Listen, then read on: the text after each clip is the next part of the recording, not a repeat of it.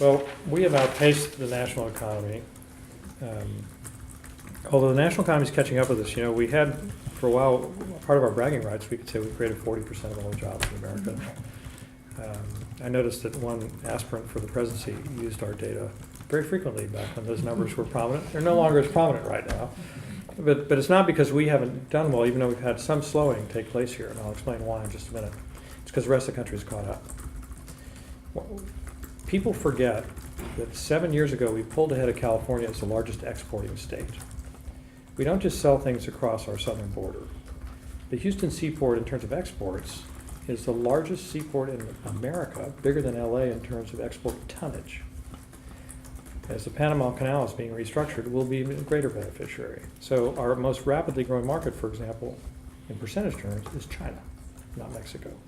But clearly the biggest volumes we sell are across our southern border and into the southern hemisphere. So with the world slowing down, that hurts our economic growth.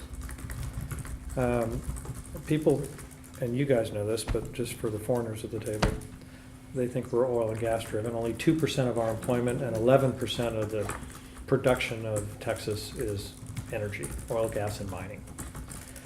Not unimportant because it's been very robust. We have 45% of all the working wells in the country in my Federal Reserve District.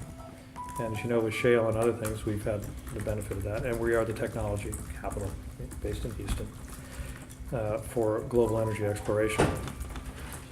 So that's still quite robust.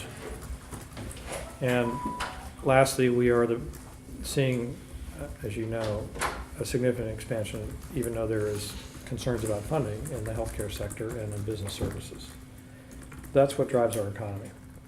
We've had government as a depressant, and part of it has to do with the schooling system. We've had a lot of public school teachers laid off. What's interesting is, and we're beginning to study this, a lot of them picked up by the private school system here in Texas. I don't have the numbers for you. So I would expect that we would have a little bit less robust growth as the year comes to an end here. And the next year, our current forecast, and again, remember what I said about forecasting. We invented to make astrology look respectable. Our current forecast is that we'll have 1.5% to 2% job growth next year. Now, I could pull out a chart for you that shows my district, which is 96% of the production in 11th Federal Reserve District, is Texas. And if you chart that against the San Francisco Fed, which is somewhere in the 70s, is California, 70% plus, or the New York Fed, which is substantially New York based. You go back 20 years, their curves go like this. Ours goes like this. I expect that will continue. The question is the pace.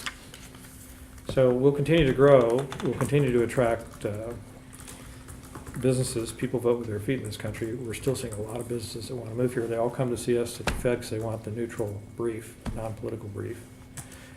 And the traffic that comes through my door is, just as a Texan, is heartening. I'm just trying to think if there are any other factors that you need to be concerned about. I do think, people do forget, and some people don't like to talk about it. We do depend on the federal government for a lot of spending here. And it's both good and bad. We're bringing troops back home. They're going to Fort Bliss, and they're going elsewhere. And El Paso is a beneficiary. But other federal programs, we're going to be hit like everybody else. Our state budget receipts are going up, particularly sales tax in most all counties. So it's not as bad as we thought it might be in terms of the flows into government coffers. We're just very fortunate here. We have a young infrastructure. We're almost completely wired. There's an entrepreneurial spirit, all the good stuff that chambers like to sell. And relative to all the rest, we're in very good shape.